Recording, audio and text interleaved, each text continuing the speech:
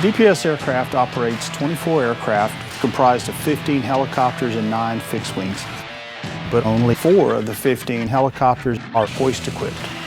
The other 11 we still can use in a search and rescue, but we use a different technique called short haul. Currently we have about 48 pilots and about 23 tactical flight officers. DPS 107C2. I got overturned boat, possible 2 victims in the water. Cords are as follows: 30.48227. 347, copy. 3 adults, 1 child, car washed away. We have multiple aircraft in the area. We're going to deconflict on VHF channel 130. How copy?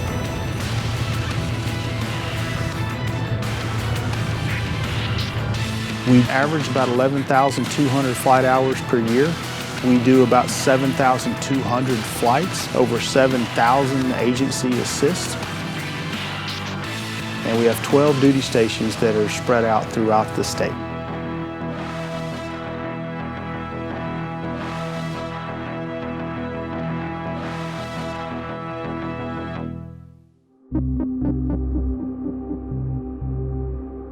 County 911, what's your emergency?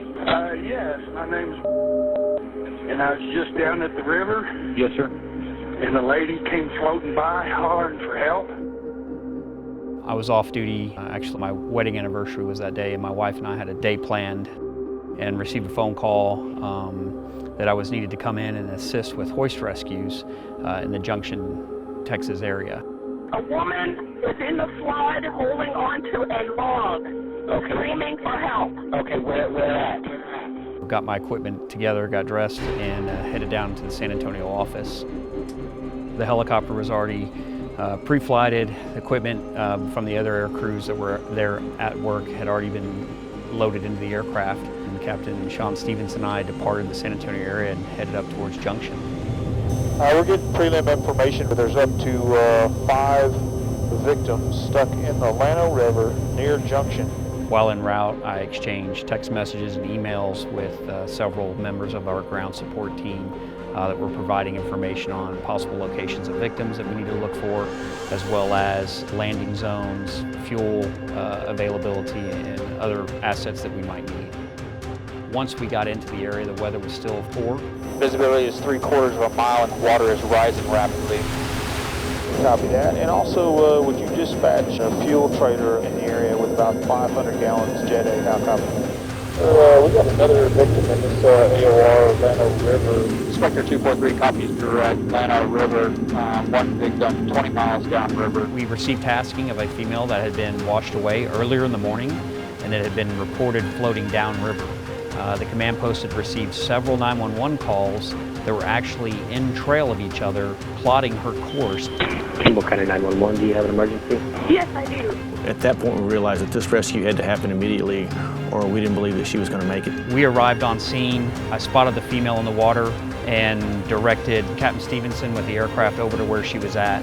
The female had climbed on top of a large piece of driftwood. As we lowered the rescue swimmer down to her, she was struck by another piece of debris. She then became entangled in the top of a tree. But again, before Sergeant Tibbet could get to her, she was struck by more debris and lost her grip and then continued again downriver. Because of the amount of debris that was in the river, it would change her direction and speed at any given time. So after several failed attempts at that, we ended up going downriver and we basically just met her in the middle. As she approached Sergeant Tibbet, he reached out and with one hand was able to grab the victim. Once I was able to securely grab a hold of her and apply the rescue strap to her, I immediately gave the thumbs up for evacuation.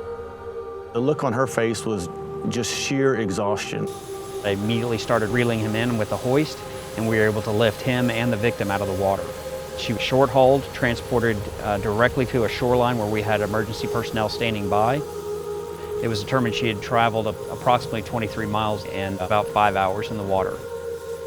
I firmly believe, after reviewing the case and the video, that this was the victim's last chance of survival. We have a variety of missions. Our primary function is criminal patrol, border interdiction, support state and local law enforcement on a day-to-day basis. One of our most important missions, our highest priority, would be what I call life-saving mission. When we're talking about search and rescue and hoisting, certainly that falls into that category. It's much safer to conduct rescues with a hoist-equipped machine rather than a long line or a short haul, and when you're carrying a victim with a 100-foot rope over obstacles and terrain. Hey, 145, we're inbound with one on long line. Yeah, that's the last little kid. I just want to know if we can start doubling them up.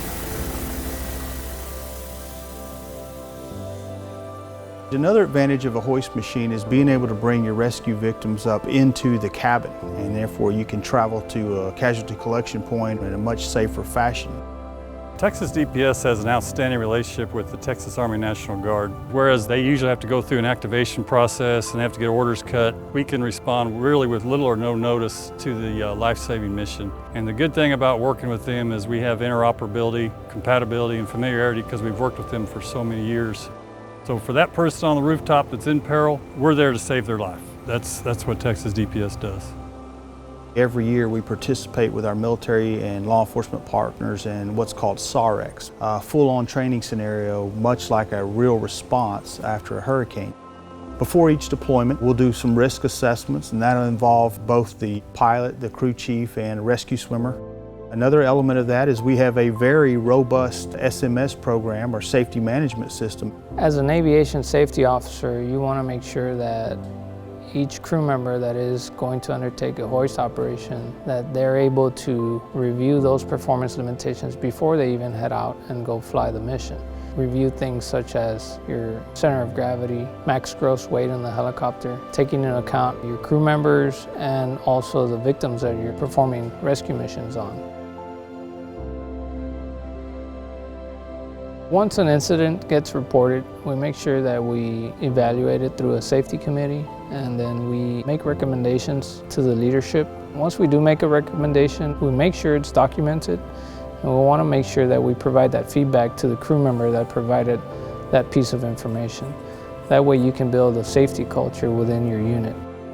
The Pilatus platform is specifically built for a law enforcement type application, which falls hand in hand with search and rescue. These operations usually are conducted in inclement, deteriorating weather conditions. If we respond to a hurricane, then obviously we've got some weather concerns. These are low-to-the-ground operations that require a high degree of coordination and skill between our crew chiefs and our pilots. When we train our pilots, or we train our hoist crew chiefs, tactical flight officers, we start from the very basic and we divide it up into a series of modules, and we start crawl, walk, run through those modules until they get to a proficiency level that we can authorize them to conduct these maneuvers. Baskets in the water. Okay, we're good at 60%. We're pretty strong. All right, centered over load, ready for pickup. Pick up. All right, power check, easy back, easy right. Back and right, power's good. All right. Basket's coming up. You're okay. Clear of obstruction, ready for easy forward flight. Easy forward. I think a lot of times when we see these videos of these hoist rescues that our pilots and TFOs are doing, they make it look easy. And I can assure you that this is not an easy maneuver to do, but the fact that they're getting so proficient at it, I think, is a credit to our training. The principal reason that you need an aircraft like this is because anytime that you're actively working on the backside of a storm like Hurricane Harvey, you're gonna be in some bad weather. We flew for about 4 days straight in IFR conditions. We still accumulated some ice, but again, this type of platform is built and designed for that. This airplane is equipped with weather radar and certified in flying into known icing conditions. We tend as an industry to always think about the helicopter component. For obvious reasons, the helicopter is kind of the principal and key player to these responses. But DPS adopted the use of the command and control fixed wing asset out of necessity to simplify a complex rescue and try to take the chaos out of a chaotic environment. One of the advantages of using this type of aircraft is it has long station time, so we can go from 6 to 8 hours of duration on one event without landing. We hear from the pilots that they appreciate having that extra set of eyes and having an overwatch that can maybe take some of the workload off of them. Some examples of that would be identifying casualty collection points, keeping records, keeping up with what capability different assets have. I know our crew takes extra time and effort to make sure that once we evacuate family members, we're able to reunite those family members. It sounds simple enough, but when you're working in one of these mass victim responses, it's easier said than done. We're at the Leto River RV park. Our camper is moving and we are in the camper and it's flooding and we need to get out of here. Somebody needs to get us out of the camper.